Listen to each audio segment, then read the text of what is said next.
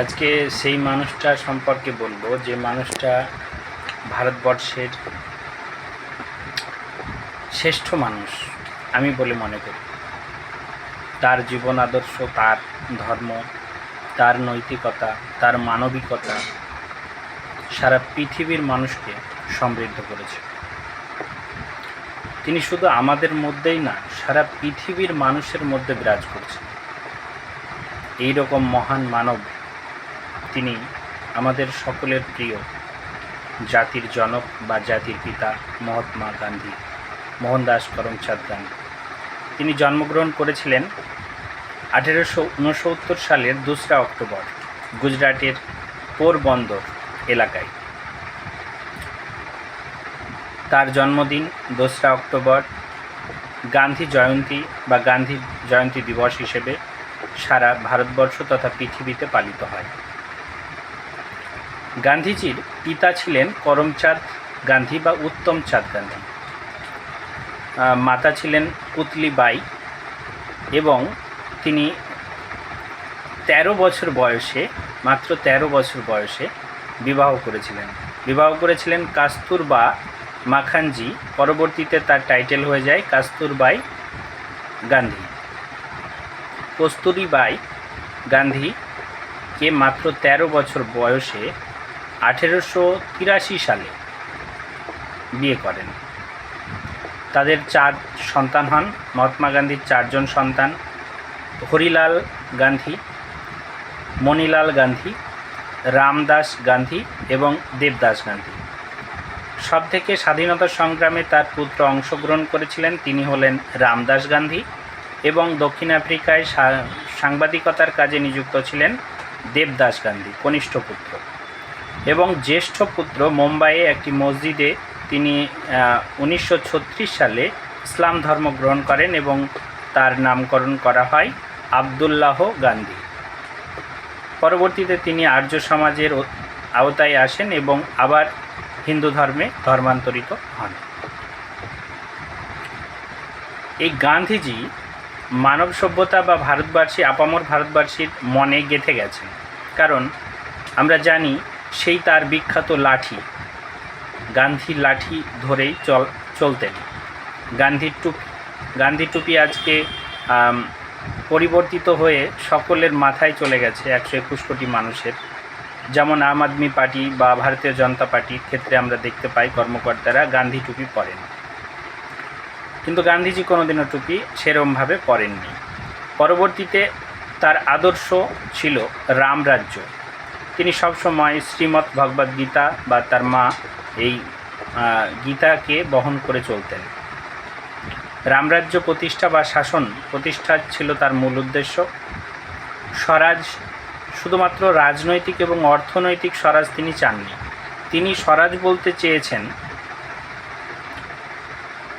আত্মনির্ভরতা, নৈতিক শাসন এবং নিজের অধীনে শাসন।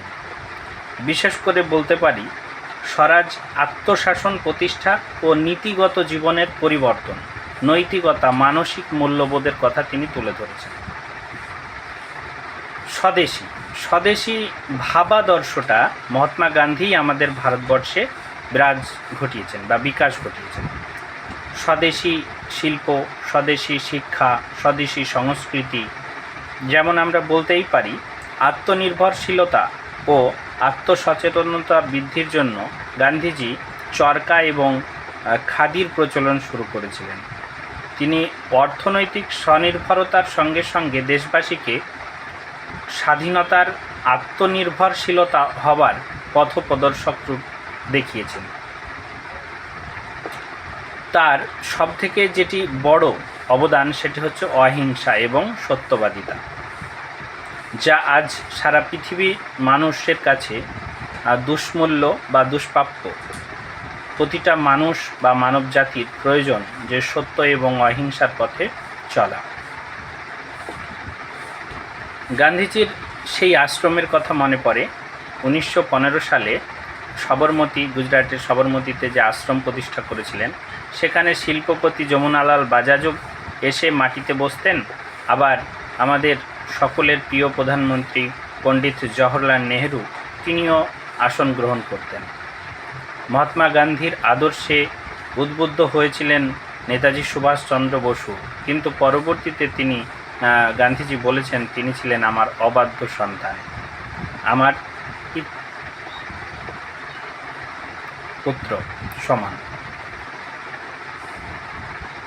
স্বাবলম্বী ভারতবাসীর আপামর জনগণকে স্বাবলম্বী হবার স্বপ্ন দেখিয়েছেন মহাত্মা গান্ধী। যখন নোয়াখালীতে হিন্দু মুসলিম দাঙ্গা চলছে সেই সময় তিনি ওয়ান ম্যান আর্মির ভূমিকা পালন করেছিলেন এবং দাঙ্গা বন্ধ করে দিয়েছিলেন।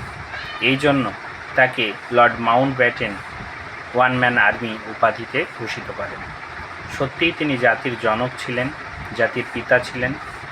অহিংসা এবং সত্যের পথে তিনি মানুষকে উন্নতি ও নৈতিকতার পরিবর্তন আনতে চেয়েছিলেন। তিনি আপামর ভারতবর্ষের মানুষের দিকে তাকিয়ে তাদের অর্থনৈতিক দিক এবং পোশাক দেখে তিনি সিদ্ধান্ত নিয়েছিলেন তিনি ঊর্ধ্বাঙ্গে বা কোমরের ওপরে কোনো পোশাক পরবেন না, শুধুমাত্র নিম্নাঙ্গে একটা সাদা থান কাপড় বা খাদি পোশাক পরতেন। এটা আপামর ভারতবাসীর মধ্যে সেই সময় গান্ধীজি এত বড় আত্মত্যাগ সত্যি আমাদের ভাবিয়ে তোলে। অহিংসা এবং সত্যবাদিতা ছাড়াও যে গুণটা গান্ধীজির মধ্যে ছিল সেটি হচ্ছে অস্পৃশ্যতা দূরীকরণ। তিনি আজীবন হরিজন, নিচু সম্প্রদায়ের, মুচি, ম্যাথর, ডোম, চামার সকল জাতির মানুষকে একত্রে এবং ঈশ্বরের পুত্র নিম্নবর্গের মানুষকে ঈশ্বরের সন্তান হরিজন বলে উপমা দিয়েছেন এবং অস্পৃশ্যতা দূরীকরণ, সামাজিক সাম্য প্রতিষ্ঠা, ন্যায় বিচার প্রতিষ্ঠা করার জন্য সচেষ্ট করেছেন। গ্রামীণ অর্থনীতির পুনর্গঠনে গান্ধীজির অবদান চিরস্মরণীয়। জাতীয় ঐক্য ও মানবপ্রেম, মানবতাবাদের বিকাশে গান্ধীজির জুড়ি মেলা ভার। আত্মনির্ভরশীলতায় খাদি এবং চরকার প্রবর্তন গান্ধীজির দক্ষতা সিদ্ধহস্ত প্রমাণ করে। গান্ধীজি জাতির জনক বা পিতাই শুধু নয়, অহিংসার পূজারীও ছিলেন। অহিংসা অসহযোগ আন্দোলন 1920 থেকে 1922 সাল পর্যন্ত তিনি করেছিলেন। আইন অমান্য আন্দোলন 1930 থেকে 1934 খ্রিস্টাব্দ পর্যন্ত এবং ভারত ছাড়ো আন্দোলন 1942 সালে তিনি করেছিলেন। এবং সেই সময় তিনি একটি বিখ্যাত দিয়েছিলেন যে ডু অর ডাই, করেঙ্গে এ মারেঙ্গে। এছাড়াও ব্রিটিশ সরকারের বিরুদ্ধে চারণ করে তিনি একটি কথা বলেছিলেন, এই শয়তান সরকারের সংশোধন সম্ভব নয়, একে ধ্বংস করতে হবে। এটাও মহাত্মা গান্ধীরই উক্তি। তার বিখ্যাত কয়েকটি পত্রিকার মধ্যে উল্লেখযোগ্য যেমন হরিজন পত্রিকা 1933 থেকে 1940 খ্রিস্টাব্দ প্রকাশিত হয়। নবজীবন পত্রিকা প্রথম প্রকাশিত, এটি গুজরাটি ভাষায় সহ 4টি ভাষায় প্রকাশিত হতো। সাপ্তাহিক পত্রিকা, এটি 1919 সালে প্রকাশিত হয় নবজীবন। দি ইন্ডিয়ান ওপিনিয়ন, এটি দক্ষিণ আফ্রিকায় প্রকাশিত হতো এবং পরবর্তীতে ইংরেজি ভাষায় প্রকাশ করে গান্ধীজি। এবং ইয়ং ইন্ডিয়া, ভারতের স্বাধীনতা সংগ্রামের, ভারত ছাড়ো আন্দোলনের সময় ইয়ং ইন্ডিয়া পত্রিকায় তিনি অনেক লেখালেখি করেছেন। হিন্দ স্বরাজ তার বিখ্যাত গ্রন্থ 1909 সালে প্রকাশিত হয়। এই গ্রন্থটি গান্ধীজির জীবন আদর্শ তুলে ধরে। দক্ষিণ আফ্রিকা থেকে 1915 সালে গান্ধীজি পুনরায় ভারতবর্ষে ফিরে আসেন। তার গুরু বা রাজনৈতিক পথপ্রদর্শক, তার রাজনৈতিক গুরু গোপাল কৃষ্ণ গোখলের ডাকে the story of my experiment with truth, সত্যের পথে আমার পরীক্ষার গল্প, এই আত্মজীবনীমূলক গ্রন্থটি গান্ধীজি রচনা করেন। গান্ধীজির আত্মজীবনী গ্রন্থ the story of my experiment with truth সর্ববোধয় অর্থাৎ সকলের জন্য কল্যাণ সাধন করা তার নীতি বা আদর্শ ছিল। গান্ধীজি শিক্ষার ক্ষেত্রে গুরুত্বপূর্ণ অবদান রেখেছিলেন।